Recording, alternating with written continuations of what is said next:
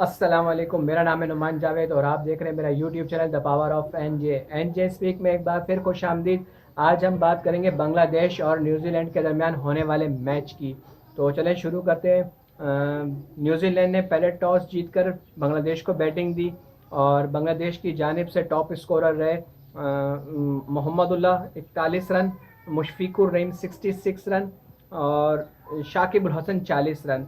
इन्होंने अच्छा खेला बांग्लादेश की जानिब से, लेकिन लंबी इनिंग नहीं कर पाए और जिसकी वजह से बांग्लादेश 245 रन तक ही पहुंच सकी और सारे खिलाड़ी उनके आउट हो गए।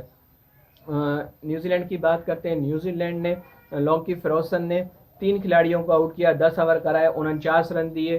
ट्रेंट बोल्ट ने 2 खिलाड़ियों को आउट किया, 45 रन दिए, 10 ओवर कराए। और मैट हेनरी ने भी 2 खिलाड़ियों को आउट किया, 58 रन दिए और 10 ओवर कराए। जब न्यूजीलैंड टारगेट चेस पे पहुंचा तो नहायत ही बआसानी से 2 खिलाड़ी आउट पे उन्होंने ये टारगेट चेस कर लिया और 42 ओवरों में ये टारगेट चेस किया। डेरिल मिचेल नॉट आउट रहे, 89 रन बनाए। कैन विलियमसन ने 78 रन बनाए और डेविन कॉनवे ने 45 रन बनाए। बहुत ही आसानी से ये टारगेट न्यूजीलैंड ने अपने नाम कर लिया। मुस्ताफिजुर रहमान ने 1 खिलाड़ी को आउट किया, शाकिब अल हसन ने 1 खिलाड़ी को आउट किया। और इस मैच के बारे में बात करने का भी दिल नहीं कर रहा क्योंकि बांग्लादेश बहुत मायूस कर रहा है, ना सिर्फ हमको बल्कि अपनी कौम को भी इतना मायूस कर रहा है। सिर्फ अब तक एक मैच जीती है अफगानिस्तान से और अफगानिस्तान से भी पता नहीं कैसे जीत गए, लेकिन क्या कह सकते हैं क्योंकि बहुत बुरी परफॉर्मेंस है बांग्लादेश की।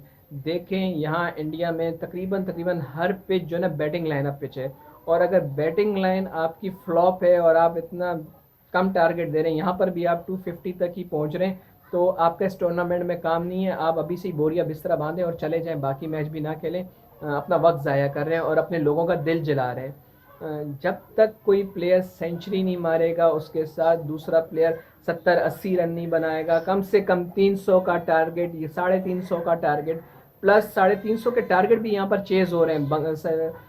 पाकिस्तान ने 350 का टारगेट भी चेस करके बताया है। और अगर आपने इंग्लैंड और न्यूजीलैंड का भी मैच देखा होगा, न्यूजीलैंड ने 1 विकेट के नुकसान पर टारगेट चेस कर लिया था, 300 का था आई थिंक। और उनका जो कॉनवे था उन्होंने 150 रन मारे थे और रिचर्ड रविंद्र ने 100 के आसपास के स्कोर किया था और दोनों नॉट आउट रह के उन्होंने इंग्लैंड के खिलाफ टारगेट चेस किया था। तो यहाँ पर तो 350 रन भी कम है और आप 200 250 गिरते मरते वहाँ तक पहुँच रहे हो और फिर एक्सपेक्ट कर रहे हो कि आप लोग जीतोगे। और बांग्लादेश का मसला क्या है? बांग्लादेश का मसला सबसे बड़ा ये आ रहा है कि उन्हें अब तक पता ही नहीं है कि कौन से प्लेयर को किस नंबर पे खेलना है। वो कभी ओपनर किसको खिला रहे हैं, कभी मिडल ऑर्डर में चेंज कर रहे हैं, कभी क्या उनकी अभी तक यही मसला नहीं हल हुआ। आपको वर्ल्ड कप से पहले की ये सारी तैयारियां रखनी थी। आप अभी इस टाइम पे हर मैच में नई चेंजिंग्स कर देते हैं, प्लेयर्स को अप डाउन कर देते हैं। देखें फिर तो ये आप पे वो सवाल लाजमी उठेगा कि आपने फिर तमीम इकबाल को क्यों नहीं खिलाया जब तक अभी तक आपके पास ओपनर का नहीं पता। ओपनर भी आप चेंज कर देते हैं, कभी शांतु ऊपर आ जाते हैं, कभी मेहंदी हसन मिराज ऊपर आ जाते हैं। आप समझ ही नहीं पा रहे हैं कि कौन खेलेगा ऊपर, किस नंबर पे कहाँ किसकी पोजीशन होनी चाहिए। तो ये आप पर एक बहुत बड़ा सवाल खड़ा कर रहा है शाकिब अल हसन की कैप्टनसी पर कि आपको अपने प्लेयर्स के बारे में पता ही नहीं है किसको कहाँ खेलना चाहिए। और जैसा कि मैंने बता दिया सिंपल अल्फाजों में, कोई इतनी बड़ी नहीं है, यहाँ पर हर एक की बॉलिंग फेल हो रही है।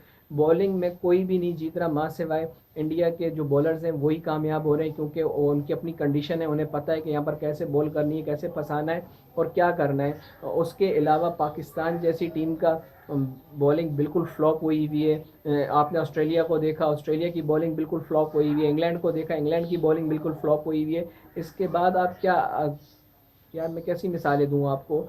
तो जब तक बैटिंग में आपकी कारकर्दगी नहीं होगी, यहाँ सिर्फ टारगेट चेस किया जा सकता है और एक बहुत बड़ा टारगेट दिया जाए कि वो खुद ही जहनी तौर पे हार मान लें तो आप जीत सकते हैं, वरना तो टारगेट भी यहाँ चेस हो रहा है। सिंपल सी बात है, बैटिंग बैटिंग करनी है।